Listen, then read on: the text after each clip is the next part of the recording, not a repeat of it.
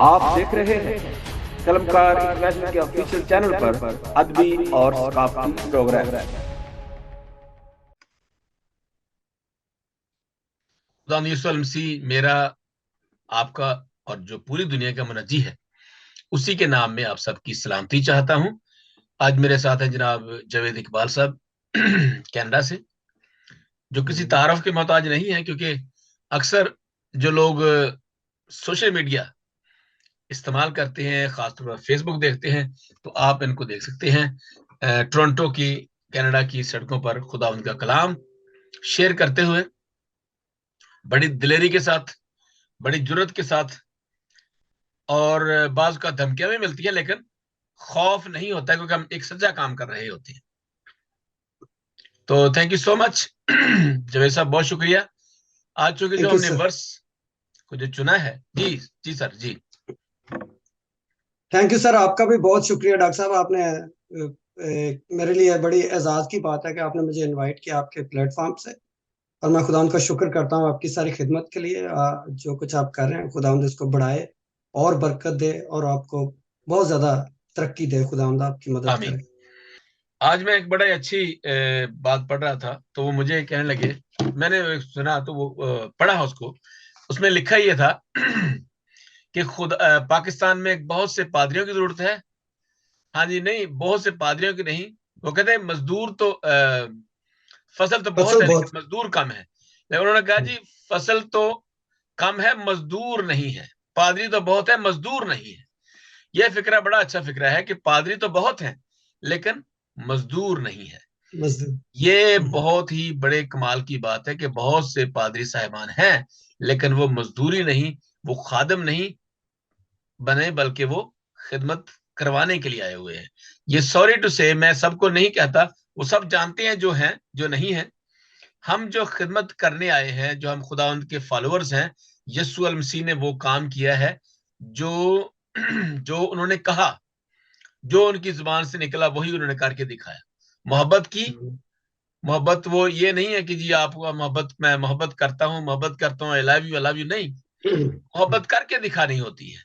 मोहब्बत कहने से नहीं होती, मोहब्बत को अमली तौर पर करके दिखाना होता है। अमली तौर पर उसने अपनी जान कुर्बान कर दी, ताकि जो कोई भी उस पर ईमान लाए हलाक ना हो, बल्कि हमेशा की जिंदगी पाए।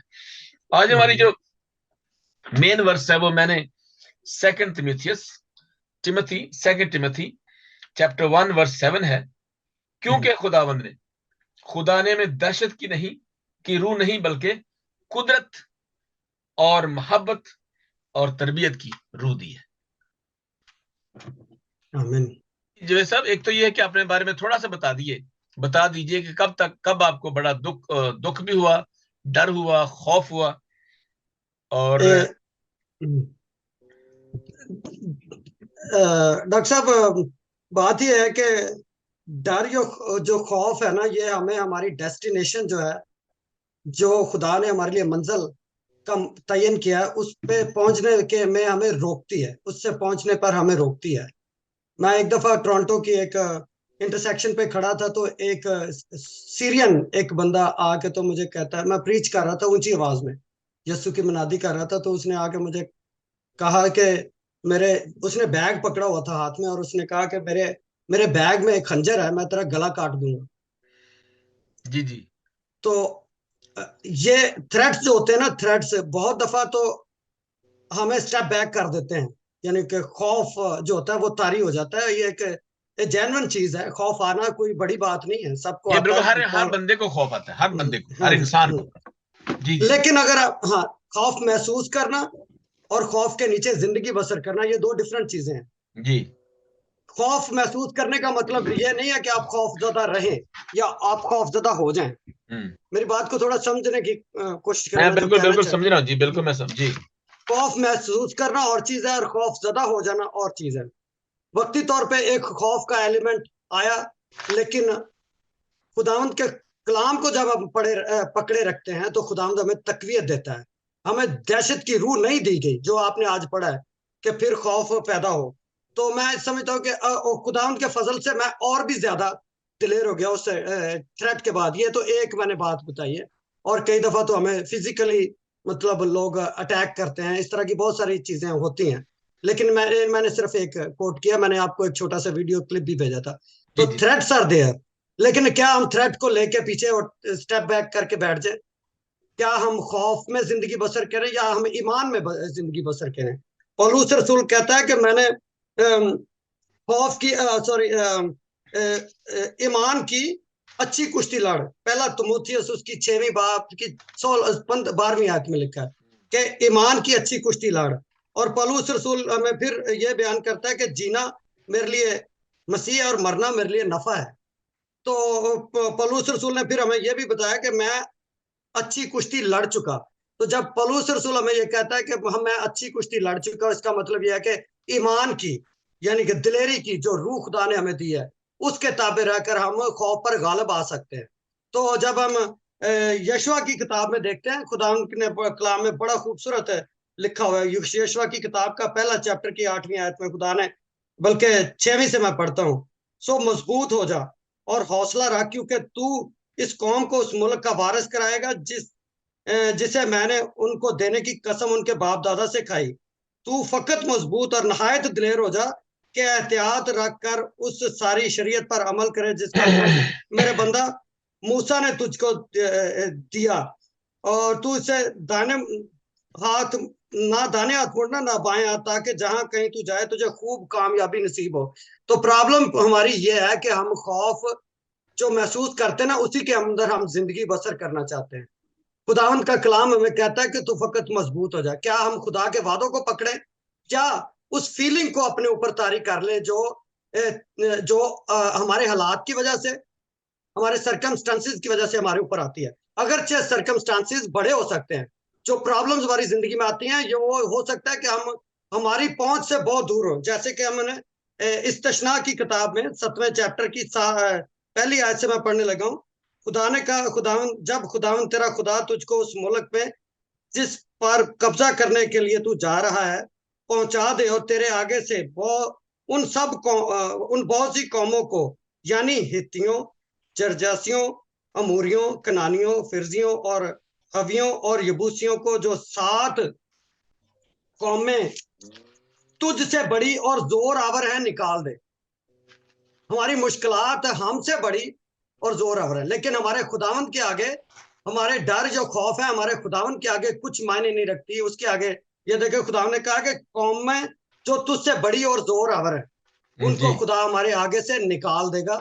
जब उसका उसका तरीका क्या है, वो खुदा के यशवा की किताब के पहले चैप्टर में हमने पढ़ा है। उस खुदा ने कहा कि तू इससे ना दाएं मुड़ना ना बाएं मुड़ना, शरीयत की ये किताब तेरे मुंह से ना हटे, ना न बल्कि तुझे दिन और रात इसी का ध्यान रहे, ताकि जो कुछ तू इसमें लिखा है उस सब पर एहतियात करके अमल कर सके, क्योंकि तब ही तुझे इकबालमंदी की राह नसीब होगी और तू खूब कामयाब होगा। तो हम अपनी डेस्टिनेशन, खुदा ने हर किसी को एक मंजिल का तयन किया है। डेस्टिनेशन खुदा की मर्जी ये है कि हम उस खुदा का जो मकसद है, उसका इरादा जो हमारी जिंदगी में है, वो और जो खुदा ने हमें एक मिशन दिया है, उसको हम पूरा करके इस दुनिया से जाएं। हम अधूरे मकसद और वो जो इरादे हैं वो छोड़ के ना चले जाएं। लेकिन अगर हम खौफ में जिंदगी गुजारेंगे तो हम ईमान में जिंदगी नहीं गुजार सकते। ईमान और खौफ दो मुतजाद चीजें हैं, एक दूसरे के विरुद्ध हैं, एक दूसरे के खिलाफ हैं। या तो हम ईमान में जिंदगी गुजार रहे हैं या हम खौफ में जिंदगी गुजार रहे हैं। जब हम खौफ में जिंदगी गुजारते हैं तो हम आगे नहीं बढ़ सकते, हम खुदा के मकसद और इरादे को अपनी जिंदगी में पूरा नहीं कर सकते। इसलिए ईमानदारों को हमें क्या है, ये शरीयत की जो किताब है हमारे हाथों में यीशु ने दी, इसको हम थामे रहें। और इस पर, इसके वादों पर मैं आपको बताता हूँ, मैं अपनी जिंदगी से बहुत सारी मिसालें आपको दे सकता हूँ। जब जब खौफ मुझ पर तारी हुआ, खुदा का कलाम जो है ना वो तकवीत देता है। अगर हमने खुदा के कलाम को पढ़ते हैं, उस पर गौर करते हैं, तो वक्त पर जो खुदा ना अपने कलाम में से खुदा हम पर हम पर वो जो खुदा का लिखा हुआ कलाम है वो पाक रूह हमारे दिलों में डालता है, और दहशत और खौफ जो है वो हमारी जिंदगियों से इंस्टेंट आप फील करेंगे एकदम से दूर हो गया और खत्म हो जाता है, क्योंकि खुदा उनका पाक रूह अपने लिखे हुए कलाम को हमारे दिलों में जब डालता है तो वो एक एक कुव्वत और तकवीत उससे हमें मिलती है। इसलिए लिखा था कि खुदा ने उसे कहा कि सो फकत मजबूत हो जा और हौसला रख। इसका मतलब है कि यशवा अगरचे वो मूसा का शागिर्द था, उसने बड़े बड़े मौजज़ात देखे, लेकिन उसको भी हौसला रखने की जरूरत थी। उसको भी खुदा ने कहा तू फकत मजबूत हो जा और हौसला रख। और क्योंकि तू उस कौम को उस मुल्क का वारिस कराएगा जिसे मैंने उनको देने की कसम उनके बाप दादा से खाई। तू फकत मजबूत और नहायत दिलेर हो जा कि एहतियात रख के उस सारी शरीयत पर अमल करे जिसका हुक्म मेरे मेरे बंदा मूसा ने तुझको दिया। तो इस एक ही चैप्टर में बार बार खुदा ने यशवा से कहा कि तू फकत मजबूत हो जा, हौसला रख।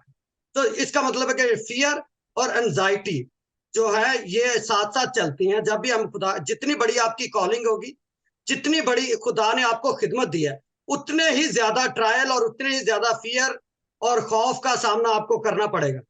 ये एक मेरा मिनट में मतलब यहीं जाती। से जो है सब एक सवाल है कि जब हमने बात की है कि इस टिमोथी की, सेकंड टिमोथी, इस वर्ष में बाइबल मुकद्दस के फियर जो है या दहशत जो है ये कई तरह की होती है। एक तो फियर होता है कि हम सच बोलते हैं कि मैं सच बोलूंगा तो लोग मुझे मार देंगे। फियर होता है कि मैं तो झूठा हूं, अगर लोगों को, अदालत को पता चलेगा कि मैं झूठा हूं तो मुझे वो जेल में बंद कर देंगे। अब यहाँ पे इंसान जो है वो इस गुमगु की हालत में है, कंफ्यूज है, क्या करें, किससे खौफ खाएं, किससे खौफ ना खाएं। ये बहुत ही जरूरी बात है कि देखें ना, कलाम में लिखा हुआ है कि जो अक्लमंद है जब बला को देखता है तो हट जाता है। आप जब देखते हैं कि यहाँ पे यार इतने लोग हैं जो एंटी क्राइस्ट हैं, एंटी क्रिश्चियन हैं, मसीहों के खिलाफ हैं, मसीहत के खिलाफ हैं, और वो आप जाएंगे तो आपको मार देंगे। पाकिस्तान में फर्ज करें 295C लगा देंगे कि जी आप यहाँ पे क्यों आप अदा कर रहे हैं। अच्छा, ये खौफ जो है वो हमारा खौफ नहीं, हमारी तरफ से खौफ नहीं है। जो शैतान के लोग अंदर होते हैं उनके अंदर भी बहुत बड़ा खौफ होता है, क्योंकि वो सच्चाई को सुनना नहीं पसंद करते। ठीक है, अगर मुझे आप सच कहेंगे कि जी आप झूठ बोलते हैं और आप ये करते हैं, आपने ये काम किया है, तो मेरा ख्याल है कि मैं कहूंगा जी हाँ ये मुझसे गलती होगी तो मुझे माफ कीजिएगा, मैंने माफी मांग लेनी। जो खौफ है वो आपको दबाए रखता है, इसलिए कि आपके अंदर वो तो या तो सच निकले या आपका झूठ खत्म हो, या सच निकले, सच्चा जो सच्ची बात है, या फिर आपके अंदर से झूठ खत्म हो जाए, तो फिर भी आप खौफ नहीं खाएंगे। अब यहाँ पे अभी हमने बात की है फियर और फेथ की, हम बात करना चाह रहे हैं क्योंकि आपके पास ईमान है और आप ईमान की कुव्वतों से आप उन तमाम जो आपके मुखालिफ कुव्वतें हैं जो आपको थ्रेट करती हैं उनका आप मुकाबला करते हैं। नंबर एक, अब जो है ईमान क्या है, ये ईमान का जो है ना वो सबको पता है कि अगर हम हिब्रू को देखें, हिब्रू 11 बाब पहली आयत है कि अब ईमान उम्मीद की हुई चीजों का एतमाद और अनदेखी चीजों का सबूत है। अब अनदेखी चीजों का सबूत, अब जब आपने चीजें देखी नहीं है तो फिर आप कैसे, कौन सा सबूत लेंगे। कई चीजें ऐसी हैं जो हमें पता चलता है कि यार ये तो लोग कैसे उसको हम बयान करेंगे, कौन से लोग। अब पूरी 11 चैप्टर में पूरा लिखा कि खुदा ने किस किस तरह से ईमान, और कैसे कि ईमान ही से हम मालूम करते कि खुद आलम कि आलम खुदा के कहने से बने। ये है गैब की बात, ये है कोई पता नहीं हमें, खुदा हमने देखा नहीं है, हम ये ईमान रखते हैं कि खुदा ने बनाया है, उस हस्ती ने बनाया है जिसको हमने ना कभी देखा है, और फिर खुदा यीशु मसीह ने रिवील किया कि खुदा ऐसा होता है जी जी जो बिल्कुल। बर्दाश्त करता है, जो तहम्मुल करता है, जो प्यार करता है, जो दो अपने दुश्मनों को भी प्यार करता है, वो अदल करता है, वो जस्ट है, अदल है। तो यहाँ बिल्कुल। पे हम बात जब करते हैं, आपने इतनी बाइबल की तालीम देते हैं, लोगों को बताते हैं, तो मेरी आज we are just telling you that fear, if you are not true, if you don't have the truth, you will fear, you will yes afraid that's of it. people, and if you have lies, you will afraid of the court or law. Yes. So you have to go with God. Then if you are with God, or God is in you and you are in God, then there will be no fear, आमीन because आमीन। you are, you don't want to, because fear किससे बड़ा होता है, बड़ा किससे fear है, बड़ा कैंसर से नहीं, मौत से, क्योंकि कैंसर से कोई डरता नहीं है। अगर कोई कैंसर से मरे ना तो कैंसर से कोई बंदा डरे ना। डरता किससे है, कैंसर से नहीं, मौत से डरता बंदा कि यार ये बीमारी आई है, अब मैं मर जाऊंगा।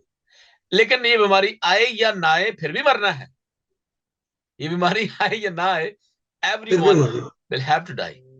तो क्यों ना अच्छा। हम खुदावंत के कलाम को सुनाते हुए, खुदावंत की बातों को करते हुए, खुदावंत की वो बातें जो खुदावंत ने बड़ा ग्रेट कमीशन दिया है, उसको करते हुए हम अगर खुदावंत के में सो जाते हैं, तो मेरा ख्याल है इससे बड़ा अजीम काम क्या होगा। आमीन। It's yours no sir, the mike is yours, yes please. अच्छा सर, टू यू। मैं तो कलाम से लिपटे रहने में बड़ी बरकत है। मैं आपको हकीकत बताऊं, ये बाइबल जो है ना, ये बहुत ही खूबसूरत खुदा का कलाम है। मैं अपने जितने बहन भाई सुन रहे हैं, इसको अपनी जिंदगी में थामे रहे, खुदा उनके कलाम को पढ़े, और इससे हमें तकवीत मिलती है। यीशु की बातें सुने। क्या लिखा है लूका की इंजील के 12 चैप्टर में, उसकी 22वीं आयत में, फिर उसने अपने शागिर्दों से कहा कि इसलिए मैं तुमसे कहता हूं कि अपनी जान की फिक्र ना करो कि हम क्या खाएंगे, और ना अपने बदन की कि क्या पहनेंगे, क्योंकि जान खुराक से बढ़कर है और बदन पोशाक से। कौवों पर गौर करो कि ना बोते हैं ना काटते हैं, और ना उनके उनके खित्ता होता है, ना कोठी कोठी, खित्ते तो होते भी हैं, खुदा, खित्ते। हाँ खित्ते होते हैं ना कोठी, तो भी खुदा उन्हें खिलाता है। तुम्हारी कदर तो परिंदों से कहीं ज्यादा है। तुम में से कौन सा है जो फिक्र करके अपनी उम्र में एक घड़ी बढ़ा सके। बस जब सबसे छोटी, चले अब इसी पे बात कर लेते हैं कि एक घड़ी भी हम अपनी जिंदगी में फिक्र करके नहीं बढ़ा सकते। तो हमें खुदावंद के ईमान, खुदावंद के कलाम पर भरोसा करना चाहिए, खुदावंद पर भरोसा करना चाहिए। जिंदगी के जो, जैसे पौलुस रसूल ने कहा कि जीना मेरे लिए मसीह है और मरना मेरे लिए नफा है, ये हमें उसके खत्म में इसका जिक्र मिल जाता है। अब बात यह है भाई कि डॉक्टर साहब, बात यह है कि ये एक तो फियर होते हैं जो ज्यादातर जो फियर हम फील करते हैं ना, वो हमारे ब्रेन की इख्तरा होती है। हम फियर में जिंदगी गुजारते हैं, हमारे दिमाग में फियर कंट्रोल, एक स्पिरिट है। फियर इज अ स्पिरिट, जी। you have to get this spirit have to get out of you in the name of Jesus। हम सब को कई दफा फियर घेर लेता है। जब हम फियर में जिंदगी गुजारना शुरू कर देते हैं, तो फिर हम ईमान में जिंदगी नहीं गुजार सकते। तो खुदा यीशु मसीह ने हमें बड़ी अच्छी तालीम दी है कि तुम फिक्र करते हो। फिक्रें जो है वो इंसान को ले डूबती है, बीमारियां आती हैं, सेहत खराब होती है, डिप्रेशन एंजाइटी आती है, नींदें आराम हो जाती है, लोग दवाइयां खा खा के सोते हैं। तो क्या है कि सारा फियर का मामला है। देखें बाइबल में 365 दफा ये जिक्र आया, ये फियर नॉट, ये फ्रेज तकरीबन 365 दफा इस्तेमाल हुई है कि डरो ना, खौफ ना खाओ। जी जी जी। ये तो हाँ, तो 365 दफा, इसका मतलब है हर दिन के लिए हमारे पास एक खुदा का वादा है कि फियर ना, डरो ना, खौफ ना खाओ। देखिए तो मैं, तभी हम खुदा जी के बिल्कुल इरादे को पूरा एग्जैक्टली। कर सकते हैं। अब देखिए एक छोटी सी बात, चलो इसी से बातें हम करते हैं, क्योंकि हम खुदा यीशु मसीह की पैदाइश, इब्ने खुदा की पैदाइश, ये शुरू से लेकर हेरोदेस बादशाह डरा हुआ है, ठीक है, वहां के लोग डरे हुए हैं, और फकीर फरीसी डरे हुए हैं। हर बंदा खौफ में मुब्तला है कि ये क्या हो रहा है, ऐसा बादशाह पैदा होगा। वो सारे कहते हैं मुझे बताना। हेरोदेस कहता है जब तुम्हें पता चले तो मुझे बताना, ताकि मैं भी आके सजदा करूं। वो तो उसने पता नहीं कितने बच्चे, हजारों बच्चे उसने मरवा दिए उस खौफ की वजह से। हम जब किसी को मारते हैं, तो मारते ये नहीं कि हम दिलेर होते हैं, नहीं, मारते इसलिए कि हम उसे, हम खौफजदा उस बंदे से जो जिंदा है। और ये दुनिया जो है खौफजदा इसलिए है कि खुदा यीशु से जिंदा है। और यहाँ पे ये है, अगर हम देखें Roman chapter 10:17, the Bible says faith comes by hearing, और कैसे hearing, and hearing by the word of God. खुदा की बातों को सुनना, खुदा उनके कलाम की बातों को सुनना, बाइबल मुकद्दस की बातों को सुनना, इससे आपको खौफ आपका जाता रहेगा। और बहुत से मसीही हैं, बहुत से लोग हैं जो अपनी शनाख्त नहीं बताते। जी जी। मैंने एक दफा, यही मैं बताना चाहता हूं, मैंने पहले भी एक दफा जिक्र किया था, तो मुझे किसी ने कहा कि जी आप पाकिस्तान से हैं, आप मसीही हैं, इट्स वेरी स्ट्रेंज। और मैंने उन्हें कहा कि ज़ाहिर है वो तो एक मुसलमान दोस्त था, मैंने उसे कहा मेरे प्यारे भाई अल्हम्दुलिल्लाह, चूंकि मैंने अरबी, तो असम सब अक्सर हंसते हैं आसिम खन्ना साहब यार ये तो अब मैंने कहा जी अल्हम्दुलिल्लाह, ये मैंने कहा खुदावंद का शुक्र है कि मैं मसीही हूं। और जब आप ये कहते हैं, मैं सबको ये बताना चाहता हूँ आज बेस फेसबुक के ऊपर, कि जो आप अगर ये कहते हैं मैं मसीही हूं, मैं क्रिश्चियन हूं, नहीं, आप ये कहें कि मैं खुदावंद के फजलो करम से मसीही हूं, दैट्स ऑल। आमीन। ये है जवाब आपका कि मैं मसीही हूं, अकेला काफी नहीं है, मैं खुदावंद के फजलो करम से मसीही हूं, दैट्स ऑल। इसके बाद आपने बात नहीं करनी, वो खुदावंद का फजल जो है उसके दिल पर इतने वो असर करेगा कि वो बंदा नेक्स्ट क्वेश्चन ही आपसे पूछेगा कोई भी। ये मैं आई बेट यू, और मैं आपको ये बहुत यकीन दिलाता हूं कि खुदा आमीन। आमीन। की बातें, कि जैसे हम तो जिंदा खुदा की बात पर ईमान रखते हैं। जब हम ये कहते हैं कि मैं अल्हम्दुलिल्लाह, मैं by the grace of God मैं मसीही हूं, I am a Christian by the grace of God and I know him and he knows me. ये बहुत बात का हम वन वे ट्रैफिक चलाना चाहते हैं, और एक तरफ से और एक तरफा, मतलब ये कि दोनों तरफ से, अगर आपको खुदा आप जानते हैं और खुदा को आप नहीं जानते, खुदा तो सबको जानता है, but we don't know God, why? Because we are away of God's word. हम खुदावंद की बातों से दूर है, खुदा के कलाम की बातों से दूर।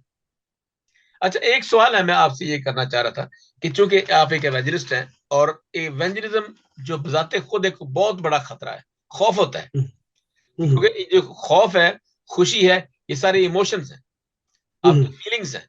आप खौफ महसूस करते हैं, आप खुश होते हैं, आप हंसते हैं, खुश होते हैं, आप क्योंकि आपको कोई खुशी मिली होती है। आप खौफजदा इसलिए हैं कि एक शेर है, एक पाइथन है, या टाइगर है, या जो भी है, कोई खतरनाक जानवर है, आप जंगल में है। खौफ इसलिए भी है कि आप तो यार आपको कोई बीमारी लग गई है। खौफ किस लिए है कि मैं अगर यहाँ पे मैं बोलूंगा कि मैं मसीही हूं तो लोग आपसे नफरत करेंगे। वो नफरत करेंगे ही क्योंकि आप सच बोलेंगे, वही बरकत। बरकत देने वाला है। अच्छा, सवाल ये है, क्योंकि अक्सर ये होता है कि बहुत से लोग आपके पास आते होंगे कि जी मैं जावेद इकबाल साहब, मैं इस खौफ में मुब्तला हूं, मैं ये बता नहीं सकता कि कौन सा मुझे खौफ है। अक्सर लोगों को पता नहीं होता कि मुझे खौफ किस चीज का है, वो बता नहीं सकते, क्योंकि उनके पास वो डिसर्निंग स्पिरिट नहीं होता, वो जानने का स्पिरिट नहीं होता उसकी चीजों को कि मुझे खौफ किस चीज का है। हर बंदा खौफ में मुब्तला है, क्यों? क्योंकि उनको पता नहीं है। क्यों खौफ में मुब्तला उम्मीद है? कि वो खुदा को जानते नहीं है, उम्मीद नहीं है सर। उम्मीद नहीं। ये बड़ी बात। There is a hope in the name of Jesus Christ, and I would like to tell all the people who are watching us on Facebook, come to him आमीन। आमीन। And he will give you power, and I would, hallelujah. वो आपको empower करता है, that's assurance कि उसमें जिंदगी आमीन। है, वही जिंदगी है, वही मोहब्बत है, वही उम्मीद है, वही सब कुछ। तो ये बहुत से लोग आते होंगे, आप कोई ऐसी मिसाल दें जिससे जब आपके पास लोग आते हैं और आप ये कहते हैं कि जी खौफ ना करें बल्कि खुदावंद में आए, आपका खौफ दूर हो जाएगा। किस चीज का खौफ है? मरने का खौफ है। मरना तो आपने है ही, मैंने भी मरना है, वो तो आज मरूंगा कल मरूंगा, मरना तो है ही, लेकिन खौफ में जिंदगी क्यों गुजारे? 23 में भी आपने खौफ में रहे, 24 में भी आप खौफ में रहे, और 25 में भी आप खौफ में ही रहे। क्यों रहे? आप आमीन। दिलेरी के साथ बात क्यों नहीं करते? अगर आप किसी जगह पे काम कर रहे हैं, डेफिनेटली बहुत मुश्किल है। Diplomatic is is equal to मुनाफकत, हिपोक्रेसी। बिल्कुल। डिप्लोमेसी जो है वो हिपोक्रेसी है। आप एक बंदा जो है वो गलत काम कर रहा है, आप इसलिए नहीं बताएंगे यार मैं भी ना फंस जाऊं कहीं। मुझे पता है जब एक सच्चा आदमी होता है तो उसको खौफ आता है, जब लोग 10 सच्चे आ जाएंगे, जब सब लोग ही सच्ची बातें करेंगे, तो डेफिनेटली जिंदगी तब्दील होगी, लोग भी खुश होगी। तो आप मुझको ऐसी मिसाल दें जब आपने ये महसूस किया या आया हो, आपने महसूस किया कि इसको खौफ किस चीज का है, कोई बंदा आपके पास। देखिए हमारे पास जब हम स्ट्रीट में खड़े होते हैं तो बहुत सारे लोग आते हैं। इवन मतलब आप हैरान होंगे कि मुसलमान लोग भी कई दफा ऐसा हुआ है कि मुसलमान दोस्त आते हैं और कहते हैं हमें प्रेयर करो, हमारे लिए ये मसला है। अब देखने में आपको बाज़ाहिर आप सुनने में आपको अजीब लगेगा, लेकिन मैं जी आपको हकीकत बताता हूँ कि दुनिया जो है वो खौफ में रह रही है। किसी को कल की फिक्र है, किसी को बीमारी की फिक्र है, किसी को कोरोना की फिक्र थी, किसी को पैसे की फिक्र है। फिक्रें, लड़ाई झगड़े, फिक्रें जो है ना वो इंसान को बम्बार्ड कर देती हैं। मैंने बच्चे ये हमारे पास स्टूडेंट्स आते हैं गलियों में, जब हम खड़े होते हैं मैं खुदा उनका शुक्र करता हूँ कि खुदा ने एक दफा नहीं, बहुत दफा हमने लोगों के लिए उधर ही दुआ की है, स्ट्रीट में खड़े होकर। और फिर चंद हफ्तों या दिनों के बाद पता चलता है, आगे लोग हमें बताते हैं कि जी आपने पिछली दफा हमारे लिए प्रेयर की थी, तो खुदा ने हमारी इस तरह आपके खुदा ने जीसस ने हमारी, कई दफा तो इस तरह बोलते हैं कि यीशु ने आपकी हमारी मेरी मदद की है, इस तरह तो खुदा मतलब Yeah.